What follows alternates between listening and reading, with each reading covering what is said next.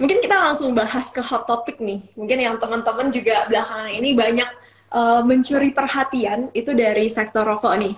Nah, kalau kita ngomong-ngomong soal sektor rokok kan, nah, kok bisa sih nih? Kando kan baru banget nih rilis report untuk dua emiten rokok itu ya. Kita True, tahu true. semua ya. Nah, dan itu kok bisa banget, pas banget timingnya, dan di saat analis mungkin ini sektor yang udah ketinggalan lama nih, udah nggak ada yang lirik lagi, dan bahkan banyak analis yang bearish di sektor ini atau memberikan rekomendasi sell bahkan ya. Loh, kok bisa Kak? Apa yang bikin Kak Ando kembali melirik sektor ini nih? Kok bisa sih sekarang jadi menarik lagi gitu? Iya, I think sebenarnya kalau dari sektor consumer sendiri kita secara umum udah relatif bullish ya dari tahun lalu karena kan ya balik lagi setelah I don't know mungkin sekitar 4 tahun ini upah minimum tuh adjustment-nya rendah, pada akhirnya tahun ini tuh adjustment-nya cukup tinggi sekitar 7 sampai 8%. I think even before sebelum COVID pun juga adjustment-nya paling itu cuma sekitar 4 sampai 5% per tahun, dan ini kebetulan agak tinggi ya, jadi harusnya secara sektor tuh bisa apa namanya improve gitu. Terus di samping itu kan juga kita udah masuk tahun-tahun politik ya, dimana emang secara umum banyak gara-gara dari political campaigns dan teman-temannya, jadi consumer baik itu yang di apa namanya khususnya untuk yang consumer di tier 2 and tier 3 cities tuh biasanya emang pas lagi zaman-zaman political year kayak sekarang tuh biasanya improvementnya lumayan gede gitu, karena let's say katakanlah kan banyak bisnis kayak UMKM jadi hidup lagi gitu di daerah. Seperti contohnya misalkan kayak orang pasang baliho aja buat kampanye gitu kan, itu juga butuh satu dari mesin fotokopinya sendiri, terus habis itu bayar orang-orangnya buat masang-masangnya dan lain-lainnya lah. Tapi intinya itu kita melihat dari secara umum pun juga sektor consumer udah oke. Terus kenapa rokok sekarang saya lagi lihat rokok juga sebenarnya lebih dari 2 faktor sih. Pertama kan juga mungkin sebenarnya ini udah di-announce cukup lama ya, sekitar 2 bulan lalu, kalau dari cukainya sendiri, rokok tuh tahun ini bakal naik lumayan tinggi sebenarnya, sekitar 12%. Tapi yang perlu diingat 12% ini dari apa? Dari sebelumnya, soalnya basisnya tuh lebih tinggi lagi. Rokok tuh cukai di tahun sebelumnya tuh naik sekitar 15%. Bahkan tahun sebelumnya lagi tuh naik sekitar 20% untuk tarif cukainya. Jadi tahun ini 12% tuh sebenarnya dengan harga yang sebenarnya mesti di-pass on untuk buat margin dari perusahaan rokok itu bisa sustainable itu jauh lebih sedikit. Dan considering tadi juga purchasing orang bisa improve ya gara-gara political year dan juga apa namanya higher minimum wage itu jadinya harusnya buat passing discount tuh bisa gitu. Dan maksudnya kemarin pun juga saya kemarin coba apa namanya survei ke beberapa retail stores, ke beberapa Indomaret dan Alfamart. Actually memang harga rokok tuh di akhir tahun kemarin naiknya lumayan banyak ya. Kayak misalkan rokok-rokoknya Gudang Garam tuh rata-rata kemarin saya cek tuh di 4Q dibandingin awal di bulan Desember dibandingin sama bulan Oktober tuh naik sekitar 7%. Itu untuk Gudang Garam. Untuk itu naik sekitar 2,3%. Dan saya baru cek lagi ya kemarin, itu dari bulan Desember tuh ada naik lagi sekitar 4% buat Gudang Garam. HMSP tuh sekitar 3%. Jadi I think itu jadi penting. Kenapa? Karena sebelumnya tuh pemain rokok tuh nggak berani naikin harga. Tahun-tahun sebelumnya tuh sekalipun naik harga, tapi maksudnya kenaikan harga itu belum bisa nutupin apa namanya kenaikan dari cukainya sendiri gitu. Dan maksudnya begitu mereka apa ya, saya ngelihat kalau misalkan mereka lebih confident buat naikin harga, ya suggesting kalau mereka juga percaya kalau purchasing power orang tuh bisa actually catch up sama kenaikan harga cukainya. So ya itu sih. So I think in a sense ya harga, I mean kalau misalkan kita lihat kayak misalkan GGRM earnings sudah turun 80%, margin juga bakal improve improve, apa namanya, at least 4Q saya yakin juga bakal improve mulai dari 4Q besok, 4Q results ya. So yeah, I think bottom is already in, the only way is up. Oke, jadi walaupun ada peningkatan cukainya, tapi mereka bisa mampu mengadjust harga jualnya karena ada peningkatan purchasing power. Itu yang bikin sektor rokok ini sebenarnya marginnya itu akan justru improve ya. Yeah. Oke, itu yang menarik ya teman-teman, dari ada perbaikan earnings nih ketika udah di bottom, dan ketika semuanya sudah ekspektasinya, oh ini udah bearish nih, nanti ketika ada perbaikan, nah itu akan jadi sentimen yang menarik nih. Nah, terus pertanyaannya nih, mungkin untuk mungkin gue di sini mewakili teman-teman juga nih, mau nanya dong, kan untuk terutama untuk GGRM dan HMSP nih ya, kan kalau kita lihat dari 2 minggu terakhir udah naik cukup signifikan ya, bahkan minggu ini udah naik belasan persen nih.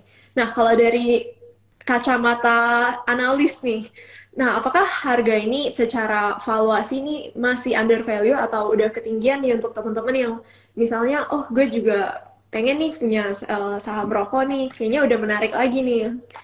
Nah, kalau menurut Kando gimana? Mungkin kalau di harga sekarang lebih mesti lebih selektif aja sih antara apa ya, untuk milih gitu antara GGRM atau HMSP. Kalau saya dari house view sih ngelihat kalau sebenarnya mungkin GGRM masih ada upside, tapi HMSP mungkin kalau misalkan dilihat dari apa namanya, share price movementnya, yang upside-nya lebih tinggi, maksudnya jauh lebih tinggi dibanding downside yang di offer. Maksudnya yang kayak bisa turunnya kayaknya lebih dalam GGRM dibandingin HMSP kalau misalkan ternyata ekspektasi kita tuh apa namanya, nggak sesuai sama, ternyata industry condition itu nggak sesuai sama ekspektasi kita sih. Jadi mungkin kalau kayak balik lagi ya kayak gudang garam itu kan sebenarnya case yang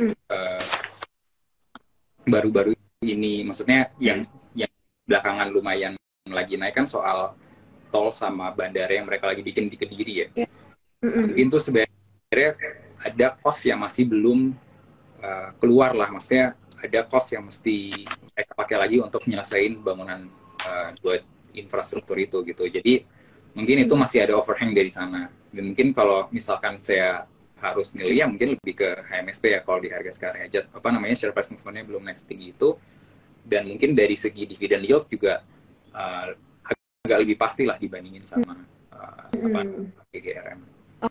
Oke, jadi untuk sektor rokok ini jangan langsung dihajar juga ya, tetap harus lihat dari valuasinya dan cari titik entry-nya nih. Nah, mungkin teman-teman bisa juga liatin Terima Ideas nih untuk lihat untuk biar tahu nih kapan actually kita kasih titik entry-nya. Benar. Oke, nah Kando mau nanya nih, kan kalau dalam strategi report yang emang tesisnya tahun ini itu emang ke consumer ya, dengan kita harus cari cari emiten dengan earnings growth yang solid, dengan kenaikan UMR sama perputaran uang yang meningkat nih menjelang pemilu. Nah, kira-kira untuk spesifiknya nih, emiten apa nih yang kita harus cari nih, ciri-cirinya seperti apa nih untuk yang paling diuntungkan nih dengan kondisi makro yang seperti ini? Apakah yang punya segmen mid to low atau mid high gitu kok? Mungkin sebenarnya 3 hal yang mesti diperhatiin ya. Yang pertama, apakah dia bisa adjust harga naik? Apakah demand-nya bakal apa namanya, rusak kalau misalkan dia adjust harga naik? Itu yang pertama, kriteria yang mesti dilihat pertama. Mungkin yang kedua juga, apakah dia apa namanya, dia diuntungkan dengan penurunan harga soft commodity sekarang. Soft commodity itu maksudnya seperti contohnya penurunan harga gandum yang lagi lumayan turun banyak, penurunan harga kopi, biji kopi, penurunan harga susu, itu actually kan dari peak tahun lalu kayaknya udah turun sekitar 40%-an ya. Itu yang kedua. Dan yang ketiga yang mungkin yang perlu dilihat juga, apakah dia capex cycle-nya udah selesai. Capex cycle di sini maksudnya apakah dia udah selesai bangun pabrik, atau justru utilitas dari bisnisnya dia tuh, utilisasi dari pabriknya dia tuh udah tinggi. Karena kalau misalkan utilisasinya tinggi artinya dia mesti bangun pabrik, ya mungkin secara apa ya, mungkin untuk cari funding nggak semudah itu sekarang gitu. Uh, dan maksudnya kan kalau misalkan lagi bangun pabrik ya mungkin di tahun-tahun itu juga nggak bisa bagi dividen or something like that. Nah jadinya mungkin kalau yang bisa masuk dari tiga hal itu ya kita suka, seperti contohnya Mayora ya. Mayora itu kan sebenarnya dari segi demand dia lumayan apa namanya benefit dari kemarin sporting events, dia juga seperti World Cup gitu kan, mungkin produk-produk dia seperti kopi dan juga snack-snack itu laku banget pas lagi banyak-banyak sport events. Terus seperti zaman-zaman pemilu juga kalau misalkan ngasih sembako gitu kan juga salah satunya snacks ya, mungkin snacksnya Mayora. Terus ditambah juga dia kan kalau tadi saya sempat bilang kayak gandum dan biji kopi harga juga udah turun. Terus dia juga baru selesai bangun pabrik di Pasuruan itu. Jadi harusnya secara apa ya, bisnis sudah komplit gitu. Yang bakal kita lihat ke depannya ya tinggal volume ramping up volume dari pabrik barunya dia dan margin improvement ya ke depannya. Mungkin itu satu. Dan juga seperti contohnya Sido juga harusnya bisa perform oke juga gitu, considering dia kan sebenarnya secara demand juga sangat elastis. Sangat inelastik, maksudnya orang yang beli produk-produk Sido juga sangat sedikit gitu berdasarkan historical performance. Dan kalau dilihat juga, saya kemarin juga sempat yang tadi kan saya cerita soal retail price check yang saya lakuin ya, itu juga kalau nggak salah Sido itu di 4Q kemarin tuh naikin sekitar 10% harga jualnya ya. Dan kemarin saya coba tanya-tanya dengan company juga katanya volume juga nggak hancur atau gimana gitu. Dan habis itu di first Q ini juga di bulan Januari bahkan kemarin itu mereka udah naikin another 9%. So I think margin harusnya improve juga sih di Sido. Sido, Mayora. Yep. Dan mungkin satu lagi ini ya ICBP juga harusnya oke sih. Ya produk Indomie nggak ada matinya lah, maksudnya kayak kondisi sekarang yang sangat stateless. Nah, oke, itu menarik sih. Jadi kita harus lihat apakah consumernya ini sticky nggak sih kalau misalnya kita biasa beli biasa harga tolak angin atau harga Indomie berapa 10.000 nih, kalau naik jadi 11.000, apakah kita akan cari substitute-nya atau nggak apa-apa deh karena udah melekat banget nih kalau masuk angin minum tolak angin, kalau lagi akhir bulan nih buat teman-teman yang pas nih pasti Indomie nih nggak pernah salah. Nah, itu mungkin jadi tolak ukurnya juga ya. Ketika ada kenaikan harga, tapi volumenya itu masih bisa sustain ya, itu berarti itu good sign buat company-nya. Dan juga tadi ngomong-ngomong soal soft commodities nih, tadi kan secara average itu untuk dibandingkan tahun lalu udah turun 40% ya, kayak misalnya gandum, dan juga sawit, CPO itu kan juga sebagai cost untuk emiten consumer ini. Nah, secara garis besar sebenarnya variabel apa sih yang menjadi cost terbesar nih sebenarnya yang kita harus perhatikan? Apakah sebenarnya itu dari kalau gandum itu kan untuk ICBP ya? Apakah itu juga ada dari CPO-nya atau mungkin logistik cost-nya juga pengaruh sih kan, bro? Iya, sebenarnya secara umum sih mungkin dari bahan mentah seperti ini tuh cost ke total COGS atau total cost perusahaan tuh sekitar 40-50%-an ya. Dan ya rata-rata kan sebenarnya kalau ngomongin soft commodities itu pergerakannya relatif mirip ya. Dalam artian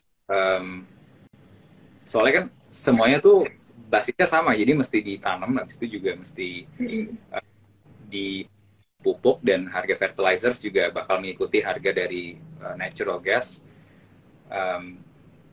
Jadi ya maksudnya kalau misalkan secara garis besar, mungkin yang kemarin sebenarnya naiknya paling signifikan itu kan di gandum ya, gara-gara Ukraine and Russia war, dan apparently kita salah satu Ukraina itu salah satu eksportir gandum terbesar, yaitu kenapa maksudnya kalau misalkan dilihat sebenarnya mana yang bisa ada potensi margin improvement yang paling gede, makanya bisa jadi the likes of Mayora dan juga SCGP. Tapi maksudnya secara general bisnis semua bisnis consumer companies, semua consumer staples bisnis ya rata-rata bahan bakunya itu tadi soft commodities yang harganya pergerakannya lumayan mirip lah kurang lebihnya. Kayak misalkan kalau ngeliatin harga susu sama kopi itu actually pergerakannya mirip. Soalnya kayak sebenarnya susu nggak ditanam ya, tapi maksudnya kan sapi-sapinya butuh makan pastures ya, manure, maksudnya si rumput-rumputnya. Nah rumput-rumputnya itu kan juga cost yang keluar yang kalau misalkan butuh fertilizers dan teman-temannya. Jadi gitu sih. Jadi ya penting kalau ngeliatin consumer companies penting banget juga ngeliatin soft. Jadi dengan adanya harga soft commodities ini yang udah turun nih tahun ini bisa jadi ini justru yang jadi driver untuk mereka bisa marginnya bisa spreadnya akan lebih besar lagi ya. Dan maka itu kenapa consumer itu menarik ya di tahun ini. Nah, Nah, mau nanya nih, mungkin nggak sadar nih kita udah masuk bulan Februari kan. Baru kemarin tahun baruan, udah Februari, dan bentar lagi nih April ini juga udah Lebaran ya kan. Nah, jadi mau nanya nih, kalau biasa kan Lebaran ini kaitannya erat nih sama saham-saham retailers. Karena orang-orang bisa beli baju baru atau apa. Nah, kalau Kak Ando lihatnya gimana nih? Untuk tahun Lebaran ini, saham apa aja sih yang sebenarnya bisa benefit dan bisa ada perbaikan kinerja nih dengan sekarang kan tingkat mobilitas itu udah meningkat ya dengan PPKM sekarang udah nggak ada. Nah kalau Ando boleh nggak di-spill juga nih kalau tadi kan kita yang ngomongin yang soal yang consumer yang primer ya. Nah ini mungkin lebih ke retailersnya ya kan? Iya benar. Generally retailers tuh kuat di second Q ya, kecuali era itu di akhir tahun. Simply karena banyak produk tuh banyak gadget baru tuh dirilisnya akhir tahun sampai atau awal tahun ya. Tapi kalau ngomongin kayak MAPI, kayak Ramayana, kayak Matahari Department Store tuh rata-rata emang kencengnya di second Q. Jadi ya mungkin emang bisa jadi salah satu tactical trade juga sih. Misalkan mau beli saham-saham kayak gini. I think ya nggak bisa dipungkir ya, maksudnya terlepas dari e-commerce yang udah makin penetratif ke kota-kota kecil, tetap aja beberapa orang lebih comfortable buat beli di offline stores gitu. Dan maksudnya ini bisa juga kelihatan di tahun lalu gitu, maksudnya di tahun 2002 pun juga pas lagi Lebaran buka lagi, itu kan pertama kali kita ngerasain Lebaran yang relatively less restrictive lah gara-gara pandemi gitu. Dan ya harusnya dan waktu zaman itu pun juga harga salesnya masih oke gitu, terlepas emang nggak setinggi dari zaman pre-covid ya. Tapi I think untuk trades oke, tapi saya personally sih mungkin bukan yang kayak untuk beli jangka panjang sih untuk model seperti Diana dan Matahari Department Store. Mungkin untuk seperti yang bisa jangka panjang tuh mungkin model-model seperti MAPI ya, karena MAPI dan mungkin sebenarnya juga era gitu, karena kalau kita ngelihatnya lebih ke tren di active lifestyle, khususnya seperti era itu kan sebenarnya MAPI aktifnya tuh contribute udah sekitar 30% dari total bisnisnya dia gitu untuk sepatu larinya dia dan juga produk-produk olahraganya. Dan juga era kan juga baru-baru ini baru masuk ke industri sports juga lewat JD Sportsnya dia. Saya rasa sih maksudnya ya bear in mind si MAPI pun juga dibandingkan dengan 5 tahun lalu tuh MAPI aktifnya dari sebelumnya kontribusinya cuma 20%, sekarang udah hampir 30% gitu. Jadi emang itu industri yang mendorong pertumbuhan MAPI sampai sekarang gitu. Kayak kita lihat harga saham MAPI naik gila-gilaan juga kan di tahun lalu gitu. Dan saya rasa ini juga bakal jadi emang tren yang bakal jadi sekuler aja gitu untuk beberapa tahun ke depan. Nah, kalau Kak Anda lihatnya mungkin kalau MAPI dibandingkan era ini kan MAPI target segmennya lebih ke yang middle high ya. Karena kan biasa ada di mall-mall, teman-teman yang biasa belanja di mall dibandingkan Ramayana nih. Nah, apakah Kak Anda lihatnya tahun ini itu sebenarnya akan lebih menguntungkan untuk yang segmen low atau yang segmen yang masih akan bagus nih untuk yang segmen yang mid high. Oh, that's right. Benar. Sebenarnya kita sebenarnya lebih ngelihat kalau kalau dari tema ngomongin pemilu yang sebenarnya yang lebih bakal ditingin ke middle low. Tapi emang exposure untuk saham-saham middle low nggak begitu apa ya? Maksudnya kalau konteksnya tadi beli produk-produknya Ramayana ya sebenarnya kan uh, ya bisa itu orang tetap bakal ada purchasing yang improve di Ramayana dan LPPF karena tadi gitu ada political campaign yang bisa bantu mereka purchase. Tapi sebenarnya juga ada satu stocks yang bisa dapat exposure di lower end itu Alfamart ya. Maksudnya Alfamart sendiri kan sekarang presence-nya itu ada sekitar 14.000 dan itu juga cover dari Sabang nggak sampai Merauke sih, tapi maksudnya maksudnya beneran hampir exposure di Indonesia yang di tier 2, tier 3 gitu. Jadi mungkin kalau misalkan ngomongin direct beneficiary dari political year ini ya semerik di middle low-nya. Tapi maksudnya tadi juga middle up-nya pun juga surprisingly purchasing capacity-nya tinggi banget ya. Considering kayak kalau kita ngelihat konser-konser selalu full, harga produk-produknya MAPI sampai sekarang pun masih sangat laku gitu. Orang berani beli Starbucks harganya 70.000 MAPB-nya dia. Kita lihat yang segmen middle high pun sangat resilient ya. Mereka nggak terlalu pengaruh dengan adanya naik harga BBM atau apa, tetap spendingnya tetap sama aja nih. Benar. Nah, tadi kan ngomong-ngomong soal Era nih. Era belakangan ini lumayan rame nih ya, karena kemarin itu naik signifikan. Akhirnya dia breakdown dari setelah downtrend sekian lama. Nah, sebenarnya benar ada katalis positif nih ya untuk Era dari penjualan HP, terus shortage chipnya udah meredah kan karena China reopening. Tapi sebenarnya mengkhawatirkan nggak sih kayak seperti emiten seperti Era dan Asus ini kan mereka punya level inventory yang cukup tinggi ya. Kayak Era ini kalau nggak salah per kuartal 3 kemarin itu kan naik 2 kali lipat tuh jadi 6 triliun gitu. Terus untuk Asus ini juga lumayan tinggi nih inventorinya. Nah, apakah itu menjadi sesuatu yang kita harus pikirkan nih kalau kita benar mengharapkan ada perbaikan kinerja nih di Era dan di kayak Ace Hardware gitu? Mungkin kalau Era sebenarnya kalau terakhir saya ngobrol dengan company inventory dia tinggi itu agak lumayan tactical karena kan maksudnya kita tahu juga industri dari smartphone and semiconductor itu kan emang lagi susah ya, maksudnya buat dapat barang tuh juga lagi susah. Dan kemarin juga kita tahu iPhone pas di 4Q tuh actually production-nya di-cut gara-gara susah dapat chips gitu. Jadinya itu lebih ke tactical instead of ini ya, maksudnya karena mereka nggak bisa jualan or something like that. Nah, mungkin yang sebenarnya jadi isu yang menurut saya juga agak concerning emang Asus itu high inventory-nya tuh lumayan concerning dalam artian soalnya kalau berdasarkan saya cek ke on the ground, emang Asus sendiri tuh lagi banyak banget clearance sales di toko-tokonya. Dan surprisingly juga sebenarnya pas di Desember tuh belum begitu ada improvement di salesnya dia ya. So mungkin kalau ngomongin bottom mungkin udah, maksudnya dari harga saham tuh emang udah nggak mahal gitu. Tapi maksudnya kalau misalkan kita berharap ada improvement yang bombastic atau gimana di 2023, rasanya sih enggak ya.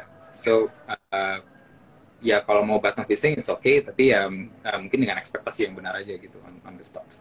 Oke, jadi harus rasional ya, jangan teman-teman lihat sahamnya udah naik tinggi, wah ini udah reversal nih, udah akan membaik uptrend terus nih, belum tentu ya kan, Ando ya. Nah tadi boleh backtrack lagi nih, tadi kan kalau ngomongin yang soal yang stickiness itu ada yang dari Sido, Mayora sama ICBP kan ya. Nah ada juga nih saham consumer seperti Ultra Jaya sama Cimory nih. Nah sebenarnya pertanyaannya ini nih, kenapa kok bisa Ultra Jaya ini sebenarnya nggak, walaupun dia secara PI valuasinya ini lebih murah nih dari Cimory nih, kan mereka juga basisnya susu ya. Nah, kenapa kok dia lebih nggak, kelihatannya nggak gitu di appreciate sama market nih, kalau kita lihat berapa kayak 5 tahun terakhir, wah gerakannya di sana-sana aja, sideways sideways aja gitu, dibandingkan Cimory nih yang valuasinya udah lebih tinggi dan masih uh, naik cukup tinggi ya waktu kemarin itu. Bener. Iya. Kalau gue rasa ya mungkin orang buy Cimory for the growth. Hmm. Dalam artian Cimory sekarang kan masih grow sekitar 30% every year, sedangkan si Ultra Jaya-nya ya of course dia masih grow sekitar, tapi maksudnya in terms of growth percentage dia masih lebih rendah. I think it deep rooted on the apa namanya strategi dari masing-masing company juga sih. Maksudnya kalau kita ngomongin Cimory, Ultra Jaya kan memang dia udah brand yang udah established dari lama, Mm-mm. dan mungkin secara product innovation pun juga nggak begitu apa ya, nggak begitu uh, Hmm. variatif lah. Kalau misalkan ngomongin bedanya, maksudnya kembali lagi kalau kita ngomongin Cimory itu kan sebenarnya yang menarik dari produk-produknya Cimory kan soalnya dia berusaha untuk bikin produk yang sebenarnya sekalipun dia susu, Mm-mm. tapi susunya tuh dia bikin rasanya banyak banget gitu, ada 15 rasa. Jadi orang tuh um, tertarik untuk mencoba produk susunya. Jadi mungkin um, bahkan mungkin orang beli itu juga bukan karena pengen minum susu, tapi karena penasaran dengan rasanya. Dan itu sama terjadi kayak misalkan untuk produk yogurtnya dia gitu. Mungkin orang tertarik nyoba rasanya. Jadi katakanlah mungkin sebelumnya nggak pengen beli susu, tapi pengen beli minuman soda aja gitu, tapi ngelihat rasanya dia lumayan aneh-aneh, jadi pengen dicoba. Nah itu mungkin akhirnya jadi consumer profile-nya antara Cimory dan Ultra Jaya juga beda, dan makanya mungkin secara growth pun juga akhirnya kelihatan growth-nya agak agak berbeda ya, maksudnya sekalipun dua-duanya sama-sama kenceng gitu. Ya Oke. mungkin tuh kenapa akhirnya si Cimory di appreciate dari valuasinya sih. Iya. Jadi walaupun ULTJ yang udah established lebih lama dan mungkin yang lebih besar ya, kalau lagi kalau kita ngomong dari segi revenue-nya, net profit-nya, tapi Cimory di-justify karena investor lihat dari segi growth-nya ya.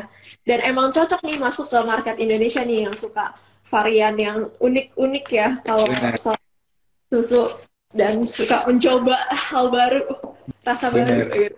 Dan dia kan agresif banget gitu ngiklannya di semua influencers di gaet gitu, terus nggak bahkan dari Facebook influencers sampai TikTok influencers tuh yang the biggestnya dipegang sama dia gitu. Oh ya, ya emang mereka lagi gencar banget ya dalam marketingnya nih. Nah, Kando, mumpung Kando udah di sini nih, tadi kan kita udah bahas banyak soal consumer sector kan. Nah, kan Kando juga cover sektor media nih. Boleh nih kita sentuh-sentuh dikit soal sektor media. Nah, biasanya kan menjelang tahun politik, permintaan iklan untuk kayak kampanye gitu kan biasa meningkat ya, Boy ya. Dan biasa daya beli konsumen juga meningkat nih. Nah, kalau kita bicara dengan pemain besarnya nih, kan ada SCMA sama MNCN nih. Nah, kalau dari revenue structure-nya mereka, perbedaannya gimana sih kok? Dan yang lebih sensitif kalau misalnya ada peningkatan, nanti ada permintaan iklan yang meningkat. Nah, sebenarnya yang mana yang lebih akan beneficial nih ke bottom line-nya, yang lebih sensitif nih ke bottom line-nya langsung gitu. Harusnya dua-duanya benefit ya. Mm-mm. Strictly kalau kita ngomongin political, Mm-mm. tahun-tahun politik gitu ya, 1 tahun sebelum tahun politik gitu ya, Ya. eh, rata-rata um, advertising company kayak MNCN dan SCMA ini yang dia dapat revenue dari advertisements itu Mm-mm. growth-nya bisa double than the usual years. Katakanlah misalkan di Mm. tahun-tahun biasa sekarang itu sekitar 4-5%, tapi pas political years kayak di tahun 2019 tuh growth-nya bisa sekitar 8-10% gitu, basically double the usual years, karena memang apa namanya, iklan politik itu uh, bukan iklan politik ya, Mm-mm. maksudnya public service. Kalau misalkan ngomongin dari total segmennya untuk public services and public service announcement tuh yang Mm-mm. seperti partai politik itu iklannya pas tahun politik tuh bisa double generally dibandingin tahun biasanya. So um, dari situ harusnya secara revenue pun juga naik ya. Tapi mungkin sebenarnya yang um, generally house kita mungkin lebih sukanya lebih di SCM-nya ya, considering Mm. maksudnya on top of apa namanya dari political year event ini sebenarnya kan juga SCMA itu punya bisnis video yang apa namanya OTT atau apa video subscription lah, video subscription business yang lagi lumayan naik daun. Mm. Tahun lalu tuh sebenarnya um, mereka oke banget, tapi mereka ada bayar cost yang gede banget di World Cup.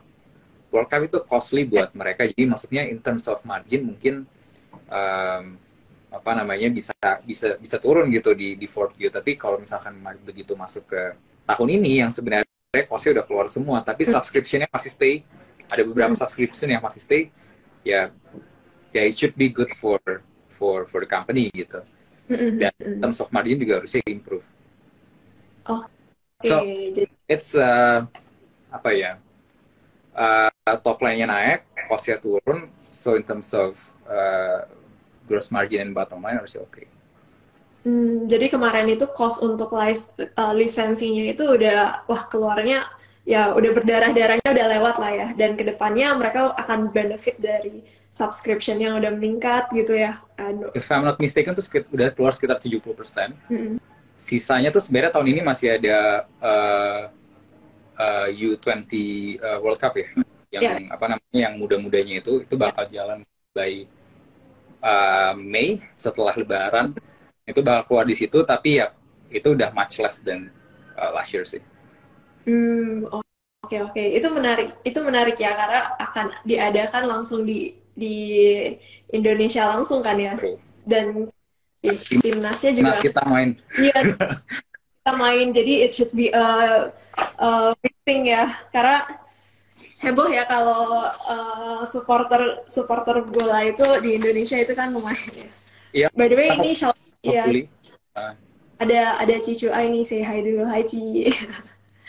Oke, Kando, apakah itu juga yang menjadi alasan kenapa SCMA selalu dievaluasi lebih tinggi nih dibandingkan MNCN nih, kalau kita lihat dari PI-nya? Mungkin sebenarnya MNCN yang dipunish valuasinya sekarang. Generally, soalnya kalau ngomongin MNCN, mereka selalu ngasih dividen yang lebih rendah juga. Apa namanya, net profit mereka yang akhirnya jadi free cash flow itu juga selalu lebih rendah dibandingin SCMA. Dan juga mungkin dari segi apa namanya business strategy, maksudnya Vision Plus sama RCT Plus mereka belum segede SCMA juga gitu. Jadi maksudnya Oke. I think yeah, that's part of the reasons kenapa si MNC ini bisa di-valuasi. Oke. Dan mungkin dari valuasi videonya sendiri ya. Benar. Kalau di video ya. Oke nih, Kando, sebelum kita lanjut lagi nih, aku mau invite dulu nih Kak Gloria. Kak Gloria, sebentar ya teman-teman. Seperti yang kita janjikan dari awal tadi, akan ada teman kita yang akan sedikit sharing nih tentang apa yang lagi rame nih di pasar obligasi. Mungkin teman-teman bisa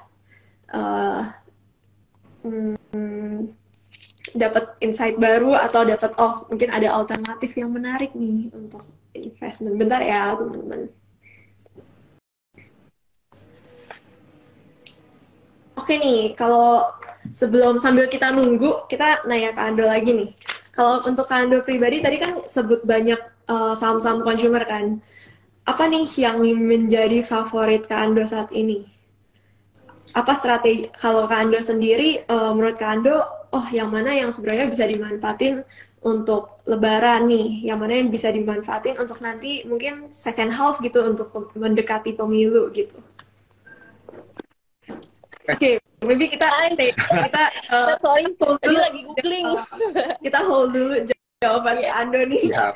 Nanti ya. Halo. Kak Go dulu nih. Halo. Kak Go. Halo. Halo Tere. Halo Kak Ariando, salam kenal Kak. Halo. Iya. Kita di kantor nggak pernah ketemu loh Kak. Aku juga baru Maaf ya, ruangannya beda. Iya. Oke nih Kak Go, jadi lagi ada apa nih yang lagi ramai nih di pasar obligasi? Tadi kan temanya ini kan yang SBR 12 kan. Iya. Aku lihat kan yang SBR 12 ini antusiasnya tinggi banget nih. Bahkan yang kuotanya awalnya 10T ini pemerintah sampai harus naikin lagi ke 15T. Udah kayak diserbu langsung ya. Iya, betul. Aku sih lihat per tadi pagi ya, Tere sama Kak Ando itu dia itu kuota untuk kan sekarang tuh jadi untuk pertama kalinya pemerintah itu terbitin SBN retail itu tenornya 2 jenis, yang satu 2 tahun, satu 4 tahun. Kenapa sekarang bisa ada yang SBR yang 4 tahun itu karena pemerintah tuh ngelihat ternyata penjualan fixed rate atau obligasi tenor panjang itu yang beli retail tuh banyak ya. Jadi lagi uji coba nih. Karena nanti ori itu penerbitannya ada yang sampai tenor 6 tahun loh. Tapi nanti kita bandingin nanti. Jadi ini untuk pertama kalinya tuh dicoba SBR. Nah, produk SBR ini Kak, jadi dia ada dua kupon sih. Yang kalau yang 2 tahun itu dia di 6,15, kalau yang 4 tahun itu di 6,35. Ini karena waktu penetapan kupon yang pertamanya itu masih pakai suku bunga yang lama. Teman-teman. Jadi spreadnya itu kalau kita lihat ya, dia itu ngikutin kenaikan suku bunga Bank Indonesia. Tapi kalau yang SBRT 2-nya itu dia spreadnya di 0,65. Kalau yang tenor 4 tahun itu spreadnya di 0,85. Jadi kalau kita lihat nih teman-teman, begitu suku bunga BI rate itu naik, itu tinggal ditambahin aja tuh suku bunganya kita ditambahin sama spread yang tadi. Ini menarik banget sih. Oke, itu uniknya ya. Jadi floating rate dibilang ya. Betul. Dengan float. Oke, nah itu yang biasanya yang diserbu sama teman-teman ya, biasa seperti yang terakhir itu apa ya Kak Go ya? Yang kemarin juga perang sampai war gitu loh. Itu ST. Oh, itu ST. Itu parah sih kemarin. Itu Iya. pakai jam kan, Ter. Jadi dibukanya tuh kayak benar-benar cuma pagi sama siang, terus banyak banget yang habis. Ini juga sebetulnya benar sih tadi yang kamu bilang, ini kuotanya itu per tadi siang ya, pas kita cek itu yang SBR tenor 2 tahun itu udah tinggal 3 triliun. Kalau yang 4 tahun udah tinggal setengahnya, karena emang gak dibuka terlalu banyak, Kak. Iya. Nah, kalau teman-teman kalau di sini yang tertarik nih, minimalnya berapa sih dan maksimalnya berapa sih Kak Go? Kalau untuk yang tenor 2 tahun itu di setiap pembelian itu minimal 1 juta, teman-teman. Tapi kalau untuk maksimumnya emang dibedain. Kalau yang tenornya lebih pendek, itu dia di 5 miliar. Yang 2 tahun di 5 miliar, kalau yang tadi yang 4 tahun yang lebih panjang itu di 10M. Maksimum 1 KTP. Dan jadi kalau kita hitung itu 1 NIK, 1 KTP itu bisa beli SBR 12 sampai 15 PIO. Oh, oke. Oke, jadi yang tenornya lebih panjang itu lebih tinggi ya. Ya, ini masanya ini sampai kapan nih? Biar teman-teman di sini yang tertarik nggak ketinggalan. Siapa tahu Kando juga di sini jadi pengen kan? Oh, tadi yield-nya berapa ya, Kak Go, yield-nya? Ya, itu yang tadi yang 2 tahun di 6,15, kalau yang 4 tahunnya di 6,35. Teman-teman itu masih lebih tinggi daripada deposit rate sih, karena kalau yang kita lihat juga kemarin aku juga ngobrol-ngobrol tuh sama tim research sama Amira sama Faro. Jadi deposit rate bank itu untuk tahun ini kan itu kemungkinan masih ditahan low ya, karena likuiditas bank itu masih banyak. Sementara trennya suku bunga itu kita lagi tahun ini emang lagi naik. Nah, jadi teman-teman yang kuponnya si SBR 12 yang tentuin sekarang itu masih pakai BI rate yang lama. Jadi dia belum naik nih. Ntar kalau misalnya udah di 3 bulan berikutnya, itu kuponnya itu akan disesuaikan sama BI rate yang kemarin naik di 9 Januari. Jadi kuponnya bakal naik lagi nanti 3 bulan berikutnya, teman-teman. Oke, jadi sebenarnya menarik ya 6,15 ini udah dua kalinya deposit rate ya. Bingo. Terus dijamin sama negara lagi. Oh iya pastinya ya, karena emang ini surat utang negara nih ya, obligasi Ya, negara. betul. Oke, sip-sip. Jadi untuk teman-teman yang tertarik bisa harus ngapain nih Kak Go? Biar nggak kehabisan gitu loh, sisa 3 triliun doang nih Iya, dari 15 iya, ya. Dan ini juga baru baru baru di masih lumayan baru ya kan ya? iya. Tapi kita udah selesai di tanggal 9 sih nih. Ntar sama Kando kita di tanggal 9. Iya, betul. Jadi kalau penjualan S-Band itu dia emang serentak tuh. Dia kuotanya nasional, dibukanya bareng nasional, ditutupnya juga bareng. Jadi tutupnya Oh, itu tanggal 9 jam 10 pagi, teman-teman. oke. Jadi make sure sebelum tanggal itu udah punya bisa pesan lewat aplikasi Terima Yes, ya, Kak Go? betul, betul. Ini aku ketikin ya kalau mau apa namanya kalau mau website untuk pesannya itu di sbn.trimegah.id. Oh, Here. Ini sbn.trimegah.id. Cuma ini sih teman-teman modalnya itu cuma pokoknya kalau misalnya pemerintah itu emang kasih syarat untuk pembelian surat utang negara yang SBN retail itu dia cuma satu, dia orang warga negara Indonesia, terus kedua dia punya IKTP. Cuma dua itu oke. doang. Syaratnya itu doang ya. Yes, Kalau cuma dua itu doang. warga negara, yakin yang nonton pasti sih warga negara Betul. ya dan udah punya IKTP. Wah, ini harus cepat-cepat diserbu nih ya. Yeah. Untuk sebagai diversifikasi juga ya teman-teman. Jadi mungkin di saat market yang masih tidak menentu ini bisa sedikit diversifikasi ke instrumen kelas yang lain juga ya Kak Gu. Betul, karena ini fix income sih. Jadi pasti gajinya tiap bulan. Jadi kalau kita dia kuponnya itu cairnya dia tiap bulan. Kalau kita beli obligasi yang fixed rate yang punya pemerintah yang tenor panjang itu kan dia itu kuponnya keluar 6 bulan sekali itu teman-teman. Kalau beli obligasi korporasi keluarnya 3 bulan sekali. Ya kan? Kalau misalnya si S-Band retailnya pemerintah ini itu kuponnya cair setiap bulan. Which is dia udah tentuin di tanggal itu pasti cair, nggak mungkin terlambat. Karena itu dijanjiin dicair di tanggal segitu, pasti cair tanggal segitu. Oke, dan tadi minimal pembeliannya itu berapa Kak? 1 juta. 1 juta ya? Oke, jadi teman-teman dengan 1 juta aja nih ya, udah bisa ikut partisipasi lah ya. Sama-sama jalan nih, negara untung, kita juga untung nih. Iya betul, Iya, ntar good point sih. Jadi semua dana yang terkumpul dari SBN Retail itu pasti buat APBN tahun 2023 yang penawaran sekarang ya, yang keluar untuk support APBN kita tahun 2023. Oke. Nah, jadi biasa yang teman-teman juga di saham itu nanya, wah kadang alokasi APBN kurang nih untuk saham-saham yang punya saham-saham kayak konstruksi atau apa nih juga bisa lewat ini nih untuk support ya. Betul. Utang negara ya. Keren. Iya. Oke deh, mungkin Kak Go ada yang mau ditambahin lagi nggak Kak Go dari itu. Gimana tips untuk biar nggak kehabisan nih? Tipsnya beli jangan di hari-hari terakhir. Terus kan kalau misalnya kita beli S-Band retail itu dia ada kayak masa bayar kode billingnya ya teman-teman. Jadi kalau kamu udah input itu dia kayak buru-buruan gitu. Kalau udah kamu udah input 3 jam berikutnya itu udah harus diselesaikan bayaran. Kalau enggak nanti kuotanya itu di freeze sama pemerintah 2 kali 24 jam. Jadi kalau mau yang beli nominalnya agak besar itu kita saranin juga jangan di hari-hari terakhir karena biasanya kuotanya tuh udah nipis tuh teman-teman. Oke, jadi jangan mepet-mepet ya di sini ya. Langsung cus sekarang. Kalau yang belum punya aplikasi Terima langsung aja ya, langsung visit nih, udah di pin komennya sbn.trimegah.id. Nanti ada stepnya ya Kak Go ya di sana. Iya betul. Oke. Kalau nggak telepon Trimegah aja kalau susah. Atau telepon Kak Go langsung ya. Bantuin dari tim Fix Income bantuin. Oke deh teman-teman. Oke deh, thank you Kak Go udah sharing-sharing nih seputar yang hot. Yo. Thank you. Thank you Kak Go. Bapak dulu ada beli tuh as always. Iya Bapak aku udah ngecek Bapak ada kok tadi beli.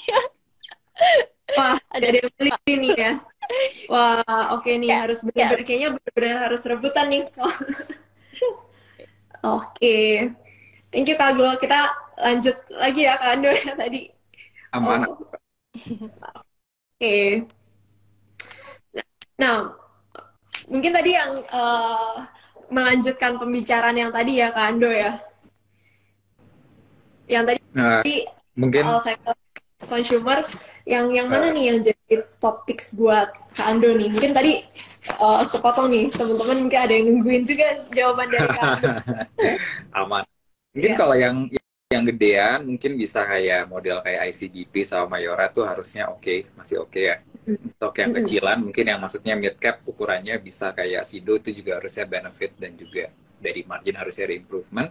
Mm-mm. Dan untuk sektor-sektor retailnya ya mungkin boleh dilihat tuh era secara valuasi juga masih ada jauh ya, maksudnya masih terlihat lebih Mm-mm. murah dibandingin kayak MAPI dan yang lainnya.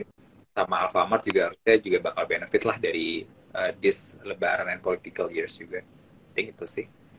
Era dan tadi ICBP ya. Jadi tadi balik lagi ke yang Kak Ando bilang yang kita harus perhatikan adalah apakah dia itu bisa pass on nih harga jual yang ketika dia naikin harga jual, customer itu masih tetap sticky. Nah, itu keunggulannya ada untuk ICBP ya. Dan untuk soft commodities yang sudah turun lumayan lumayan signifikan itu juga salah satunya gandum ya Kak Ando. Jadi Yeah, ICBP dan yes.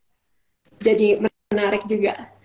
Oke, mungkin terakhir ada closing statement nggak nih dari Kak Ando untuk teman-teman di sini nih? Yang mungkin uh, kalau tahun lalu itu kan kita benefit dari commodity super cycle nih, yang teman-teman pernah ngalamin yang kalau lihat earnings dari saham-saham komoditas itu kan udah gila-gilaan ya. Nah, dengan tahun ini yang kita back to sektor consumer nih, yang mungkin nggak akan seperti tahun lalu lagi, tapi sebenarnya ini yang menjadi tesis tahun ini karena dari melihat makronya juga ya yang sebenarnya mendukung nih. Kalau dari Kando ada nggak um, uh, pesan untuk teman-teman di sini yang lagi nonton? Ya, ya stay updated aja lah maksudnya sama apa namanya konten-konten yang terima sama Trimegah Research-nya juga. Maksudnya setiap kan sebenarnya juga sekarang udah mulai masuk ke result season ya buat 4Q 2022 dan ya I think kalau buat sektor consumer sendiri harusnya bakal ada improvement especially dari margin untuk beberapa consumers companies yang tadi sempat saya mention juga. Ya, I think lebih ini aja sih, lebih update on that aja. Soalnya pasti kalau misalkan ada some surprises bakal ke-reflect di harga sahamnya juga. Gitu.